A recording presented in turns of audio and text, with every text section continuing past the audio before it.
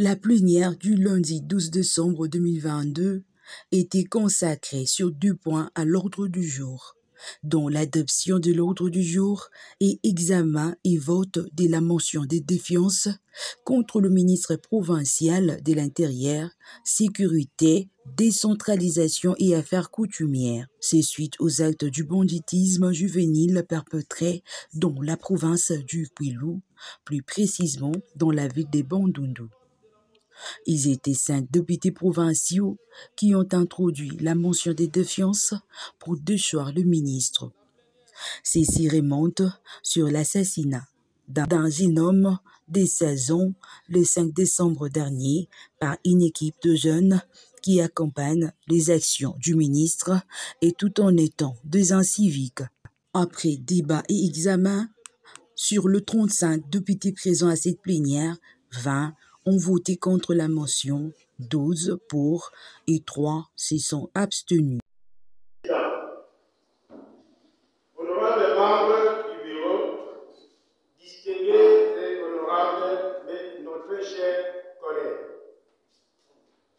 nous sommes sans ignorer du danger que représente la mauvaise gestion de la sécurité d'une population de toute une province qui compte plus de 8 millions d'habitants.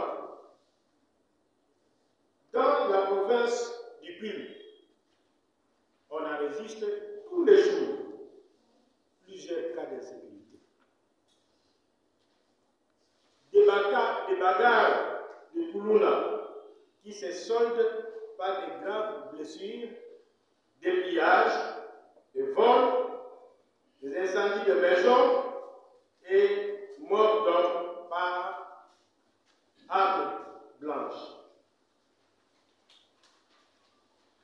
Le phénomène Kuluna, ou gang, tant en milieu urbain que dans les milieux ruraux, a atteint son paroxysme, c'est-à-dire un niveau hors de l'ordinaire.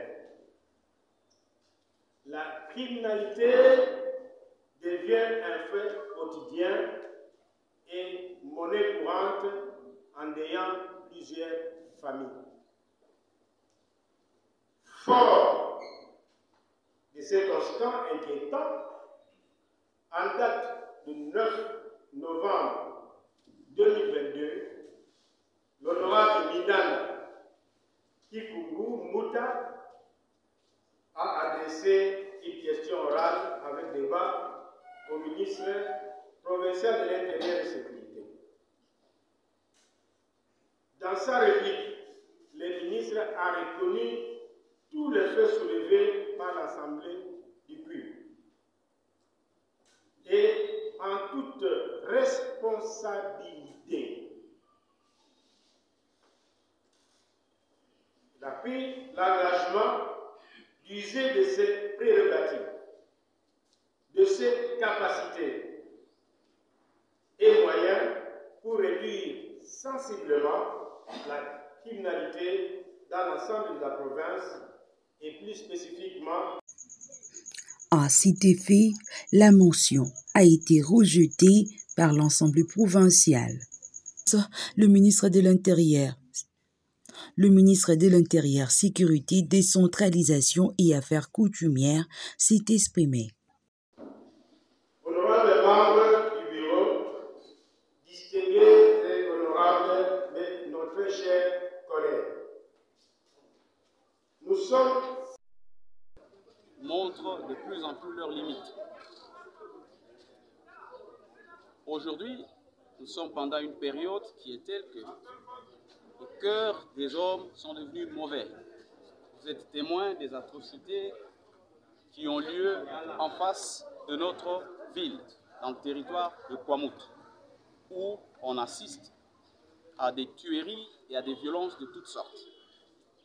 Puisque la répression n'est pas facile dans la situation actuelle, et puisqu'il s'agit de nos enfants, le gouvernement provincial a pris l'option de la prévention, c'est-à-dire approcher les jeunes, essayer de les encadrer et les insérer dans la société. On ne peut pas reprocher au ministre de l'Intérieur de faire la politique de son gouvernement qui, pour l'instant, est la réinsertion sociale des jeunes. Je signale que s'agissant du conflit Tegeyaka dans le territoire de Kwamouth, sous l'égide du ministre national de l'Intérieur, les partis en conflit ont été réunis pour essayer de trouver la paix au niveau de ces territoires. Mais la recherche de la paix n'élimine pas les infractions commises. Ce sera maintenant à la justice de faire le travail.